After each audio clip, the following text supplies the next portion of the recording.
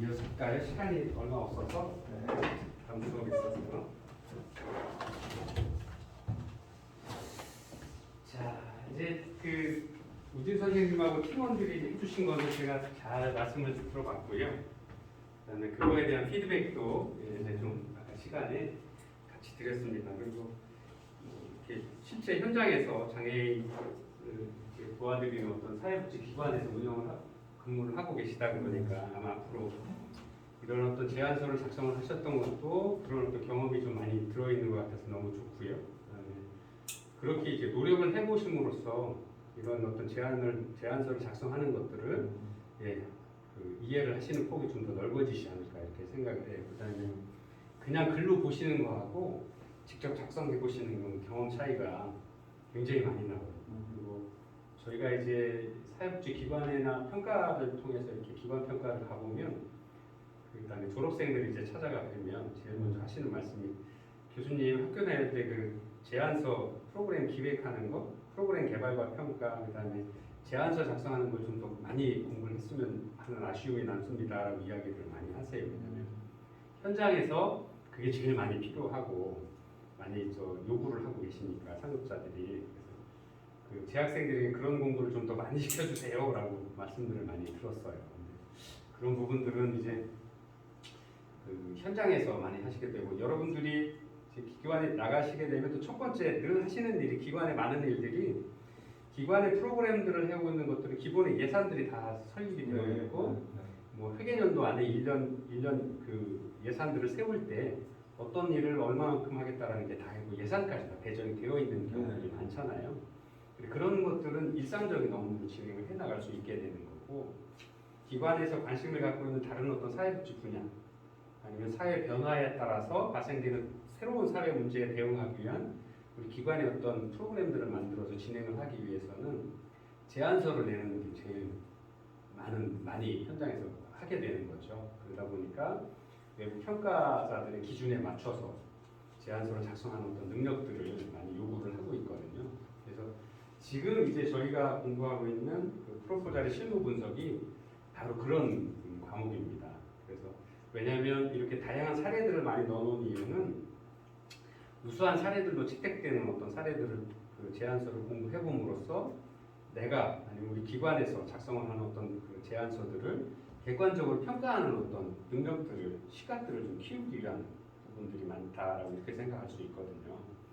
그리고 실제로 평가관으로서 제가 참석을 했을 때도 아까 말씀드린 대로 사회 문제에 대한 분석과 그다음에 클라이언트를 어떻게 모집할 건지 그다음에 이 프로그램의 목적과 목표가 무엇인지 그리고 실제 세부 프로그램들은 하위 프로그램들이 어떻게 운영이 될 거고 이 프로그램들이 실제 운영 가능한 건지 실천 가능한 건지 이런 것들을 꼼꼼하게 볼 수밖에 없어요. 그다음에 마지막으로 이제 예산들은 어떻게 계획을 세우고 실제 예산들이 적정한지 그다음에 잘 아시는 것처럼 뭐 이동비라든가 뭐 출장비라든가 식대, 외부 강사비 이런 것들에 대한 어떤 기본 사회복지 공동모금회나 삼성복지재단에서 어느 정도로 해야 된다라는 어떤 가이드라인을 주고 있잖아요.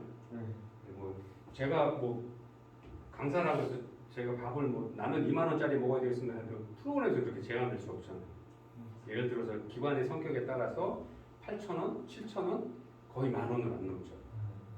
그래서 저희도 예산 세울 때 뭐 식대 같은 것도 보고 여러 가지 봅니다만 그런 어떤 기준들을 사회 통념상 상식에서 벗어나는 어떤 나지 않는 수준에서의 어떤 예산 편성들을 좀 꼼꼼하게 보는 편이거든요. 그다음에 아까도 잠깐 말씀드렸던 것처럼 프로그램의 어떤 진행 과정이나 그 목적에 따라서 예산이 좀 적정한지 예를 들어서 뭐 그 돈이 많으면 많을수록 뭐 프로그램을 잘 할 수 있겠지만 실제로 제안서에서 가장 큰 목적은 최적의 금액을 가지고 최고의 효과를 내는 거잖아요. 그리고 이 최고의 효과라는 게 우리 기관에서 관심 있는 사회 분야에 대한 어떤 사회 문제들을 개선해 나가겠다는 거잖아요. 그래서 이 가장 최적의 자금들 운영 방법을 찾는 게 이 예산에서밖에 볼 수 없거든요. 그래서 그런 부분들이 좀 이렇게 잘 전체적인 어떤 맥락들을 좀 보는 눈들을 좀 키워 나가는 게 제안서를 작성하는 사람들이 또 실제 사회복지 현장에서 근무하는 사회복지 담당자 선생님들이 많은 고민을 좀 하셔야 될 부분들이 아닌가 생각이 듭니다. 그리고 이것은 책에서만 배운다고 해서 되는 게 아니고 실제 많이 해보셔야 돼요. 그리고 실제 제안서도 내셔서 거기 가셔서 오늘처럼 제안 설명도 하시고, 그 다음에 이제 오늘이 제일 힘드셨을 것 같은데 1대1로 제안하시니까 다른 분들이 좀 많이 섞여서 이렇게 같이 보시고 또 같이 팀원들이 발표 자료도 뭐 나눠서 누구는 예산을 하고 누구는 이제 프로그램 기획에 관한 부분도 설명도 하고 하면 더 재밌으실 거고 그 기억이 좀 더 남으셨을 건데 혼자서 다 하시니까 좀 그런 어려움이 없지 않았나 이런 생각도 듭니다. 하지만 우리 선생님한테는 아주 좋은 어떤 현장에 계시는 분이시기 때문에 아주 좋은 경험들이 되지 않을까 생각을 합니다. 좋은 경험으로 남았으면 좋겠습니다. 그래서 우리가 그 제6장에서 예산에 관해서도 지금 공부를 하고 있는데요. 아까 잠깐 그 공부하셨던 것처럼 예산에 관한 부분들을 좀 간단하게 설명을 좀 드리면 보통 예산은 뭐 성과주의 예산, 뭐 기능주의 예산 뭐 이렇게 보통 두 가지로 구별을 하고 있습니다. 그래서 아까 그런 설명을 좀 드렸었고요. 혹시 부족한 부분은 이제 저희가 오늘 수업 내용에 올려놓을 거니까요. 한번 보시면 쉽게 이해가 되지 않을까 생각합니다. 그래서 성과주의 예산에 관한 부분들을 좀 이어서 공부를 좀 해보면 성과주의 예산이라고 하는 것은 이제 기능주의 예산이다라는 이야기를 하죠. 그래서 그 기능주의 예산이기 때문에 어떤 그 프로그램에 소요되는 예산을 좀 세우는 게 성과주의 예산이다, 기능주의 예산이다라고 이렇게 이야기를 합니다. 보통 상담 활동의 단위 활동비 뭐 1인당 얼마, 또 그래서 업무 양은 또 몇 시간, 뭐 그다음에 총 그래서 업무 시간이 뭐 30명이 2시간씩 해서 60시간이다. 그다음에 시간당 인건비가 활동비가 10,000원이다 그러면 60시간 곱해서 60만 원이다. 이런 식으로 예산을 보여주는 게 성과주의 예산인데요. 이게 보통 이제 이렇게 보여질 수 있죠. 삼성복지재단이나 이런 곳에서 또 사회복지 공동모금회에서 아까 품목별 예산뿐만 아니라 이런 기능주의, 성과주의 예산에 대해서 많이 보여주고 있거든요. 그래서 아까 품목주의 예산은 이제 품목별로 뭐 인건비, 그런 뭐 강사비도 있을 수 있고 아니면 뭐 다른 여러 외부 강사비, 내부 강사비, 그다음에 요양보호사 뭐 이런 여러 가지 도와주시는 분, 또 뭐 자원봉사자분들 뭐 이렇게 나눌 수가 있을 건데 그렇게 품목별, 그 항목별로 나누는 게 이제 품목별 예산이다라고 할 수 있고요. 이런 어떤 성과주의 예산은 업무에 따라서, 기능에 따라서 분류를 하는 거기 때문에 이렇게 실제 하는 일들을 하는 거죠. 뭐 네트워크 구축 기관 관리비, 아니면 네트워크 기관 협약식에 들어가는 또 단위 행사마다, 아니면 단위 행위마다, 단위 프로그램마다의 예산들을 확정을 하는 겁니다. 산출 내역들을 보면 뭐 몇 명이 얼마나 오는지, 그다음에 뭐 그 외에 들어가는 제작 현판이라든가 이런 것들에 대해서 이렇게 하는 거죠. 만약에 품목별 예산이었으면 여기 이렇게 하지 않고 네트워크 기관 관리비 사람은 몇 명 들어갈 거고 거기 들어가는 부대 비용은 뭐고 뭐 이렇게 구별이 되었겠죠. 근데 실제로 우리가 제안서의 양식에는 거의 혼용돼서 써요.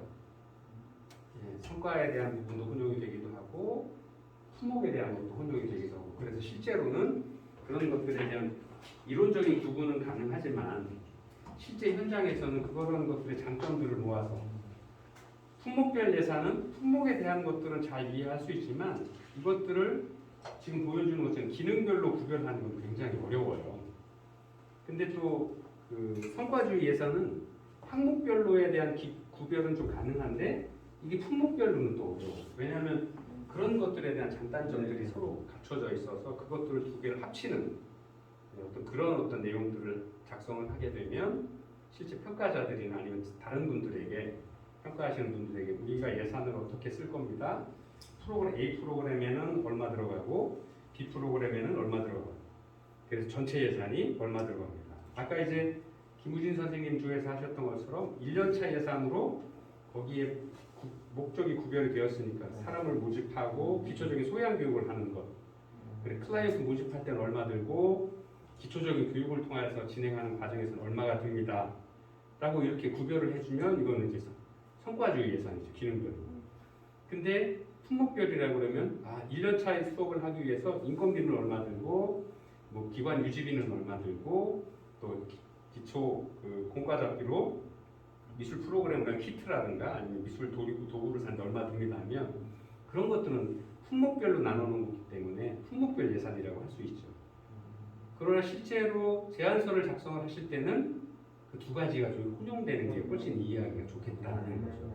1년차 예산으로 총 얼마인데 그 중에 그 프로그램 A 프로그램은 얼마, B 프로그램은 얼마, 그 중에 인건비는 얼마, 뭐는 얼마, 뭐는 얼마 이렇게 해주면 훨씬 더 이해하기가 쉽죠. 그래서 우리가 이론으로는 이렇게 구별을 할 수 있지만 실제 현장에서는 그걸 좀 혼용해서 사람들이 알아보기 쉽도록 예산에 대한 이해를 빨리 할 수 있도록 작성을 한다라는 거죠. 그래서 이론적인 구분도 중요하지만 이론적인 그런 어떤 예산들의 특성들을 이해함으로써 실제 현장에서는 더 일목요연하게 표현을 해낼 수가 있게 되는 거죠.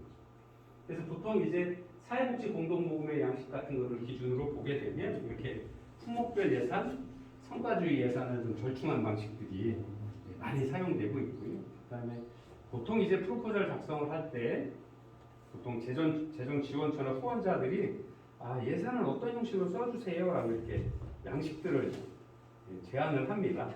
그래서 보통 그 양식에 맞춰서 그 재정 지원처 요구한 지원처의 양식에 맞춰서 산출 내역도 만들고 예산을 어떻게 소요될 거다 하는 것을 기록을 해주는 것이 타당할 거다라고 생각을 할 수 있겠습니다. 그래서 굳이 고민하실 필요 없이 이제 제안서를 만들 때는 제안서에 대한 예산 양식을 주지 않으면 되도록이면 사회복지 공동모금회나 삼성복지재단 이런 대표적인 어떤 기관의 양식을 좀 사용을 하시는 것이 우리 기관의 양식을 고집하는 것보다는 조금 더 설득력이 높을 것 같고요.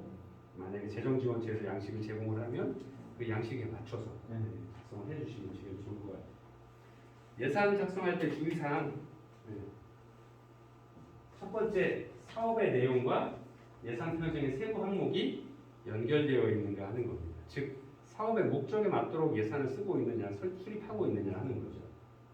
근데 사업 내용은 있는데 이를 뒷받침할 예산이 편성되지 않고 누락된다라고 그러면 실제로 그 프로그램을 수행하기는 어렵죠.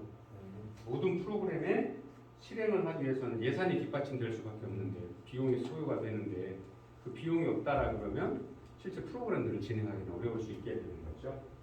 그 다음에 두 번째가 세부 프로그램을 수행하는 데 있어서 심사자가 납득할 만한 정도의 객관성을 담보하고 있는가 하는 질문입니다.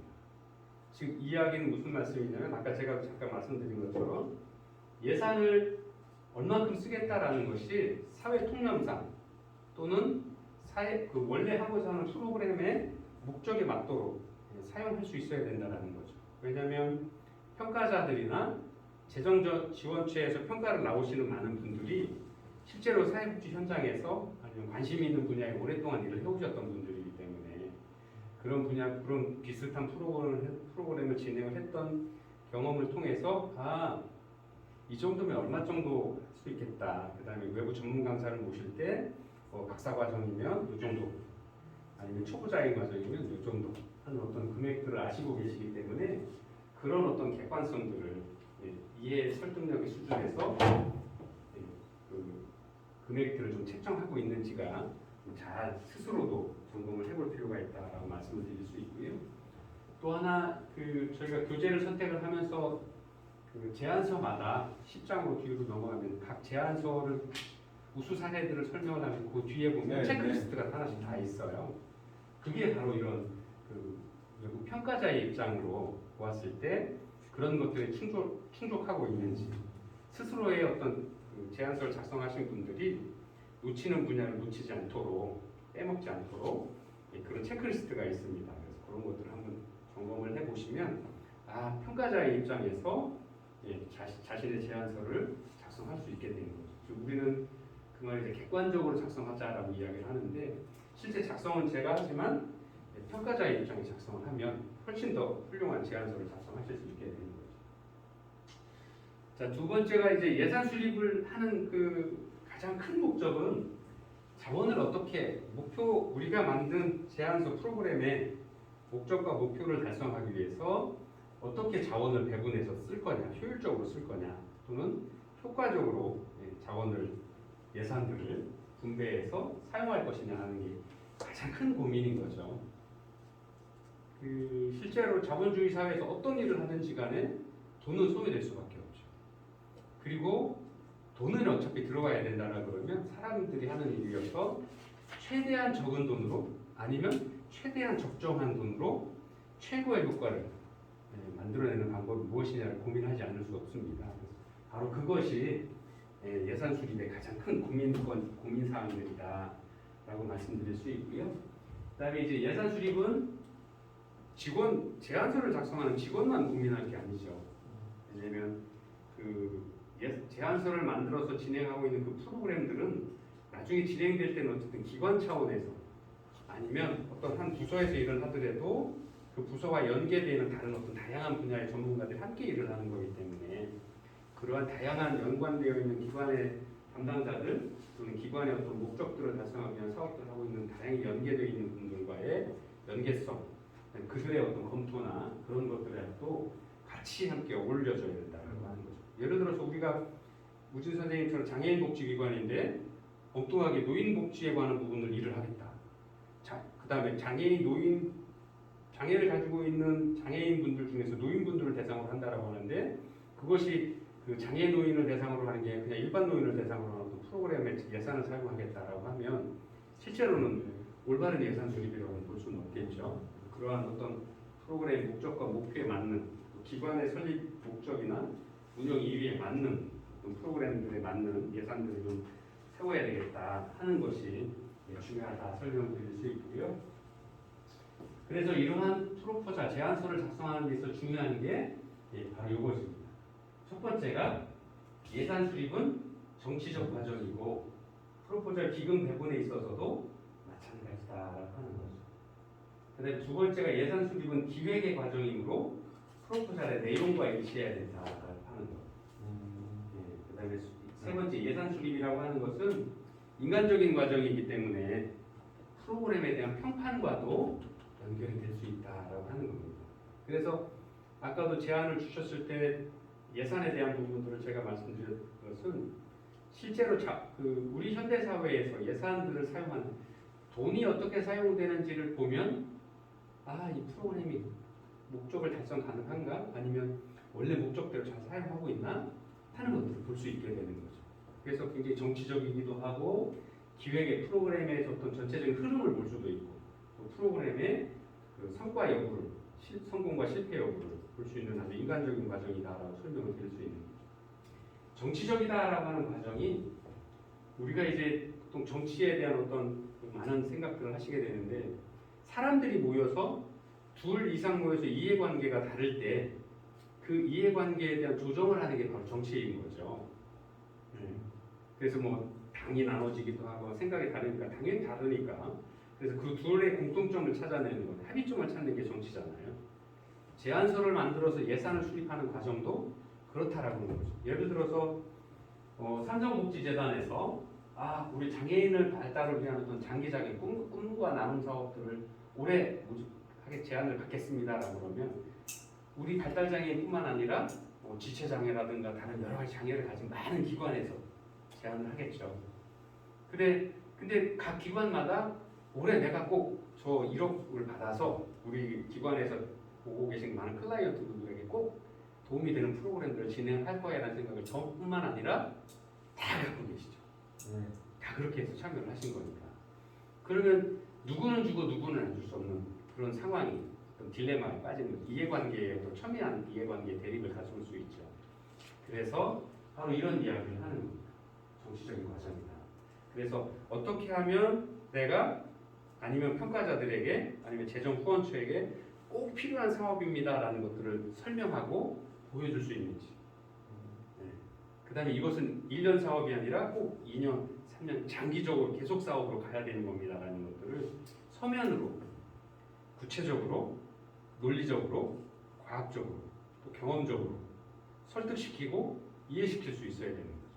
그래야 그분들이 재정지원처에서 우리 기관의 제안서를 받아들이고 네 좋습니다. 그 기관에 1억을 요구는 하셨지만 현재 우리가 줄 수 있는 금액이 얼마입니다라고 그 금액을 주실 수 있는 거죠. 그래서 굉장히 정치적이다. 그 다음에 또 예를 들어서 평가가 A와 다양한 기관이 참석을 했는데 A 1등을 맞은 게 A와 B 기관이 뭐 동점이었다. 그러면 나머지 또 볼 수 있는 기관의 평가라든가 기관의 외부에서의 외부 기관에서의 어떤 평가라든가 그다음에 그동안의 어떤 사업 실적이라든가 이런 것들도 추가적으로 보게 되죠. 즉 기관의 신뢰성들을 보게 되는 거예요. 그래 저 기관은 뭐 예를 들어서 인천시에서 그동안 여러 가지 일들을 해왔는데 장애인 참여했던 어떤 많은 클라이언트들의 만족도도 높고 그다음에 그 훌륭한 기관들도 기관의 기관장이나 직원분들도 다들 성실하시고 전문 자격을 갖췄다라는 어떤 그런 대외적인 평가들이 있다라고 그러면 같은 동점을 받아도 그거보다 조금 못한 기관보다는 좀 더 나은 기관에 이왕이면 좋은 기관에 주려고 노력들을 하시게 되겠죠. 그래서 그런 부분들이 굉장히 정치적이다. 그럴 수밖에 없다. 제안서뿐만 아니라 예산 수립뿐만 아니라 제안서에 대해서의 기금 배분에 있어서도 굉장히 정치적인 과정이다라고 하는 거죠. 두 번째가 기획의 과정이다라고 하는 것은 과연 이 사회 문제를 또는 관심 문제를 제대로 사회 변화에 따른 사회의 어떤 변화의 요인들에 의해서 생기는 어떤 문제들을 정확히 판별하고 그 문제를 해결하기 위한 과정들이 굉장히 체계적이고 논리적이냐는 부분들입니다. 즉 기획이라고 하는 것은 계획인데 그 계획에 예산까지 포함을 투입을 했을 때에 우리가 예상했던 그 문제들에 대한 변화의 요인들을 만들어낼 수 있느냐 그런 것들이 체계적이고 논리적이냐는 것들을 따져볼 수밖에 없는 거죠. 그리고 누구나 이왕이면 최소한의 어떤 투자를 통해서 최대한의 효과를 내기 위한 방법들을 찾는 거죠. 그 전체적인 그림이 바로 기획이라고 하는 것입니다. 그래서 그런 과정일 수밖에 없다. 그 다음에 이러한 내용들이 바로 프로포잘의 내용에 프로그램 실천 과정에 다 녹아 있어야 된다라고 하는 거죠. 그래서 예를 들어서 아까도 말씀드린 것처럼 장애인 발달 장애인을 위한 어떤 예술 관련 프로그램을 하겠다고 하는데 그냥 발달 장애인의 생활을 지원하는 어떤 일상 생활을 지원하는 어떤 프로그램으로 구성이 되어 있다라고 그러면 목표와 실천 과정이 다르기 때문에 평가를 좋은 점수를 받을 수 없겠죠. 그리고 그렇게 작성하면 안 되는 거죠. 그다음에 세 번째 예산 수립은 굉장히 인간적인 과정이다. 그다음에 그래서 프로그램에 대한 평판과도 이어진다라고 말씀을 드렸던 것은 아까도 잠깐 말씀드렸던 것처럼 사람이 하는 일이고 또 이러한 부분들이 예산 수립을 하는 과정들이 굉장히 이제 어떤 부분에 어떻게 해서 예산을 사용하겠다라고 하는 부분들이 있기 때문에 그런 것이 그 기계처럼 또는 냉정하게 이렇게 잘라서 할 수 있는 부분들은 아니다라고 말씀을 드릴 수 있는 거죠. 그래서 그런 부분들이 서로가 프로그램을 진행하는 사람들과 연관되어 있는 우리 기관과 연관되어 있는 서비스, 또 클라이언트, 그다음에 지역 주민이나 사회복지사 선생님들, 또 지역사회 많은 구성원들 다 함께 연결되어 있는 거거든요. 그래서 이러한 부분들과 함께 그 사람들과의 상호작용을 어떻게 해나갈 것이냐. 그래서 그것이 아까 말씀드린 그런 것들 잘 해나간다 그러면 기관이 아니면 지금 진행하고 있는 프로그램에 대한 평판이 좋아질 수밖에 없는 거죠. 그리고 또 그런 경험이 많이 쌓여서 하면 지역사회에서 예를 들어서 백석 장애인 발달지원센터 김우진 원장이 사람도 좋고 공부도 열심히 하고 성실하다라는 평가들이 굉장히 인간적으로 나오는 거죠. 그런데 그런 것들을 예산 수립의 과정에서도 무슨 다양한 지역 주민과 클라이언트들의 목소리들을 녹여서 그 목소리들이 하고자 하는 일에 적정한 예산들을 투입을 해서 사용을 하고 있다는 거죠. 그래서 외부 기관에서 받은 돈을 기관장인 김우진 선생님께서 나는 다른 거 좋아하고 발달장애인들 여러 가지 활동 중에 나는 그림에 관심 그림만 가르쳐 라고 한다라고 그러면 이러한 인간적인 과정이 외부 평판이 좋을 수는 없겠죠. 물론 어느 부분에서 좋을 수 있지만 전체적인 어떤 기관의 평가에 있어서는 전체적인 평가에 있어서는 조금 좀 어려움을 가질 수밖에 없는 거죠. 그래서 그런 부분들이 바로 인간적인 과정이라 해서 예산 수립은 나와 연관되어 있는 우리 기관의 목적으로 우리 기관을 이용하시는 클라이언트나 기관에 근무하시는 사회복지사 선생님이나 외부에 연계되어 있는 많은 분들, 지역사회의 어떤 자원들과도 함께 연관되어서 살아갈 수 있도록 또 함께 고르게 사용할 수 있도록 그런 부분들까지 함께 고민이 되어야 될 부분이다라고 이렇게 설명을 드릴 수 있습니다. 자, 그래서 예산을 작성을 하는데 이제 마지막 과정인 거죠. 마지막 예산을 수립을 해야 되죠. 네. 그래서 예산 수립은 뭐 여러 가지 과정이 있습니다만 어쨌든 프로포잘에서 가장 중요한 건 재정지원처에서 제공하는 양식 또는 재정지원처의 평가자들이 쉽게 알아볼 수 있고 이렇게 사용되는 게 맞아라고 동의할 수 있는 어떤 그런 방식으로 예산을 작성하는 것이 가장 좋겠다. 그래서 보통 간접비, 직접비로 구별을 하기도 하고요. 또는 이렇게 사회복지 공동모금의 양식처럼 뭐 인건비, 사업비, 운영비, 뭐 아니면 기타 이렇게 여러 가지 항목으로 품목별로 이렇게 나눠놓기도 합니다. 그래서 아까 잠깐 공부하셨던 것처럼 품목별 예산, 뭐 기능주의 성과별 예산 뭐 이렇게 되어 있는데 이런 것들을 좀 혼합된 형식으로 작성되는 경우들이 많더라라고 하는 거죠. 그리고 실제로 간접비도 뭐 작성을 하게 되는데 대개의 경우 요즘 제안서들은 직접비, 그 프로그램에 직접적으로 소요되는 비용들을 많이 작성을 하게 하죠. 왜냐하면 간접비에 대한 부분들은 자부담 하도록 많이 해요. 네, 그래서 예를 들어 프로그램을 예산을 세울 때 직접비에 프로그램을 직접 실행하는 비용들은 외부 기관에서 재정 지원을 해주지만 그 사회복지 기관을 운영하기 위한 기관의 뭐 여러 가지 다른 재반 비용들, 그 프로그램을 시행하기 위한 재반 비용들은 웬만해서 좀 자부담을 하는 것들을 좀 더 좋은 점수를 평가 점수를 주도록 하고 있죠. 그래서 한번 들어오는 것들을 좀 보면 이렇게 아까 항목 구별하는 것들은 이게 이제 그 품목별 예산이라고 말씀드릴 수 있죠. 근데 이제 보시면 이제 이런 것들 중에서도 이렇게 세부 품목들에서 기능별로 나눠놔서 보통 이제 이렇게 합쳐져 있는 혼합되어 있는 양식으로 보고요. 그 다음에 여기도 보면 자부담은 얼마나 할지, 그 다음에 이 비용이 자부담 중에서의 비용이 몇 퍼센트 정도 부담을 하는지. 여기 지금 보여지는 프로그램들 자부담 없이 그냥 프로그램에서 진행한 여기도 있네. 신청 금액은 1억 800이고 자부담은 9,700만 원을 하겠다. 라고 이렇게 되어 있죠. 그래서 이런 부분은 그래서 사업비 중에서 보통 이제 기관에서 오는 부분들에 있어서는 자부담을 하고 그 외에 직접 사업에 들어가는 부분들은 신청 금액으로 활용하고 이런 부분들로 이렇게 작성들을 하고 있습니다. 그래서 교재에 한번 보시면 쉽게 이해를 하실 수 있을 거라고 생각을 합니다. 그래서 이런 부분들을 좀 고민을 해보시고 어쨌든 이제 한번 제안서를 작성을 해보셨으니까 제가 말씀드렸던 사항들 그리고 아마 다음 어떻게 될지 모르지만 외부의 어떤 다양한 평가들을 한번 같이 받아보시면 좀 더 객관적으로 작성을 하실 수 있지 않을까 이렇게 생각을 합니다. 그리고 힘드셨겠지만 우준 선생님한테도 좋은 경험이 되셨으면 합니다. 자, 수업에 혹시 무슨 질문 있으신가요? 네, 그럼 이제 모두 마치도록 할게요. 수고 많으셨습니다. 감사합니다. 네.